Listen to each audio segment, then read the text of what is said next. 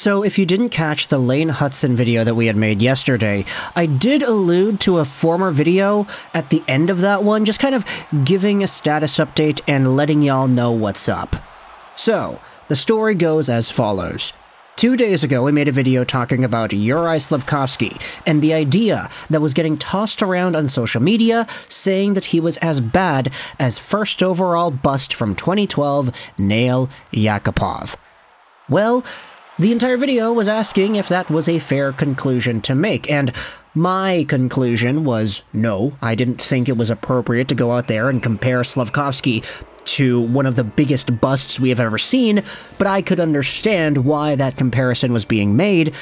And in that video, it was interesting because the very same night, the Canadiens played off against the Blues, and guess what? Slavkovsky went out there and finally scored his first goal of the year. Part of why people are saying that this happened is because of the fact that Slavkovsky was placed on a higher line. He was played with Nick Suzuki and Cole Caulfield, separating himself from the Anderson new hook line that he had been a part of for most of the season prior. Now, the interesting thing is, this line was never a fan favorite for much of this season. For a good chunk of the year, you saw Canadiens fans clamoring for Slavkovsky to be removed from this line, either to get sent to the AHL or to get promoted to a higher spot in the lineup. Mostly because Josh Anderson, Alex Newhook, and Yuri Slavkovsky just did not play well together. In theory, things might be able to work out. Slavkovsky is a big, power forward playmaker who's got a sturdy frame and some good board battle winning abilities. Newhook has this pace that he plays with and this desire to attack the middle. Josh Anderson, you could say he has the same thing. He's a very speedy, hard-nosed winger that loves to drive to the front of the net and not really do much anything else.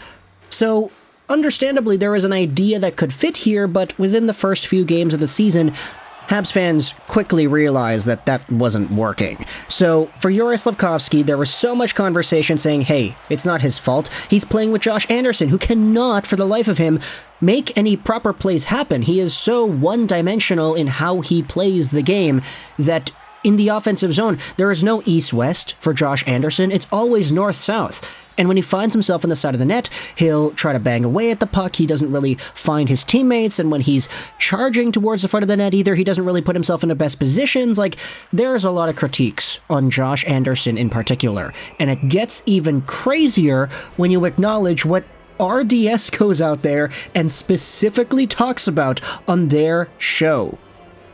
Here's a tweet made by Habs on Reddit. According to RDS, this is the expected goal percentage of Habs players at even strength with and without Josh Anderson on their line this season.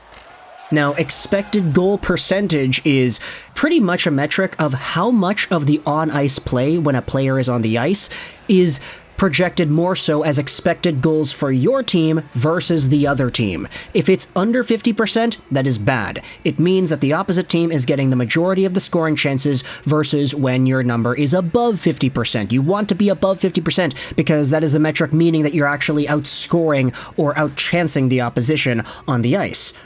Alex Newhook, when he plays with Josh Anderson, has a 27.3% expected goal percentage. Slavkovsky has a 33.5%, Nick Suzuki 28.9%, Cole Caulfield 37.7%, and Sean Monahan 28.3%. Every single one of these names has a significant increase in expected goal percentage when they are away from Josh Anderson versus when they're playing with him. This guy is an anchor, man! And I'm not talking about Will Ferrell. All of these guys, Newhook, Slavkovsky, Suzuki, Caulfield, and Monahan, have such an improved expected goal percentage when they're away from Josh Anderson versus when they play with him. And some of these guys, like Slavkovsky, Suzuki, and Caulfield, they play so much better that they're actually outchancing the opposition when they play away from Slavkovsky. He has been such an anchor that he's dragging down the quality of the gameplay of all these other Habs. How can you say this about somebody? How can you take a sample of 5 pretty prominent Montreal Canadiens and say, yeah, they all play worse when they play with you? They all give up more chances to the opposition than they get themselves when they play with you rather than without you. Anderson, like, I don't know what it is, like, he hasn't really been the best this season, like, just in general. If you go over to his point production metric for this year, Josh Anderson was supposed to be a big name, big talented guy, but he's got 1 assist in 11 games played right now. Last year, he had 21 goals in 69 games played. He certainly had better days behind him, but this season, things have just not looked good for Anderson at all. He's making $5.5 million a year till the end of 2026-2027, and he's 29 right now. So this contract goes on till he's, 32 years old? It's gonna be a while. And in fact, if you want to go to the replies here of this tweet made by Habs on Reddit, here's a tweet where they respond and said, hey, this is from last year. And what they included is a tweet from Pierre LeBrun from June of 2022. What is the return for Josh Anderson? It would have to be something significant. The Habs turned down some serious offers for Anderson before the March 21 trade deadline in 2022.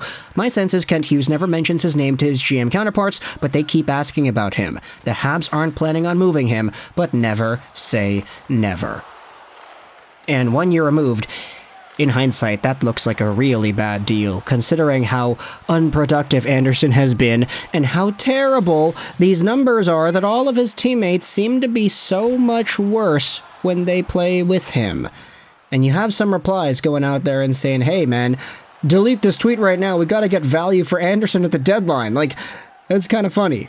Now, I will say, even though this is all fun and games, we're talking all this smack about Anderson, saying that his numbers have been bad because they talked about it on TV, there is one reply that has the devil's advocate POV. Byron replies saying that Natural Stat Trick offers some very different numbers for Suzuki, and Anderson has been very good away from Newhook, which is true for pretty much anyone when it comes to Newhook on this season too.